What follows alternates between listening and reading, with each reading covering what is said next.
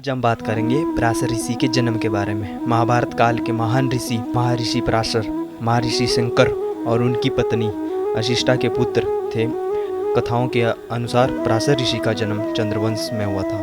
वे वेद, ज्योतिष, पुराण, नीति और तपस्या के महान ज्ञाताओं माने जाते थे। इन्हीं पराशर ऋषि के पुत्र थे महान सन्यासी और महर्षि वेद व्यास जी, जिन्होंने महाभारत की रचयिता की थी। पराशर ऋषि की तपस्या स्थल और झील का निर्माण कहा जाता है कि पांडव के आज्ञावश के समय गुरु पराशर इस स्थान पर तपस्या करने चाहते थे। तभी भीम ने अपनी गदा से भूमि पर प्रहार कर इस झील का जन्म दिया था। इस कारण इसी झील का नाम पड़ा पराशर लेक, यानी पराशर ऋषि जी की तपोभूमि। झील का रहस्य और रचना समुद्र तल से करीब 27,030 मीटर की ऊंचाई पर बनी यह झील आज भी रहस्य बनी हुई है। इस झील की गहराई आज तक मापी नहीं गई। झील के बीच तैरता है एक टापू जो साल भर अपनी जगह बदलता रहता है।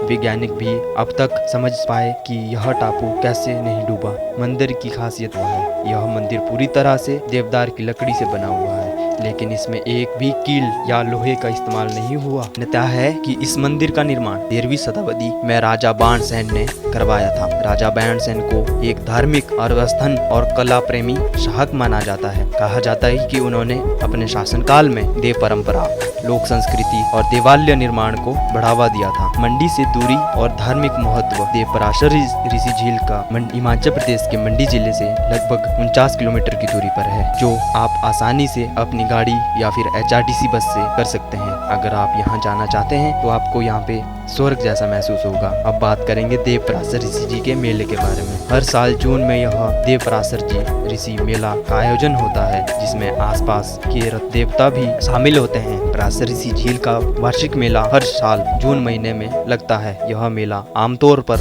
जून के मध्य में 2 से 3 दिनों तक आयोजित होता है।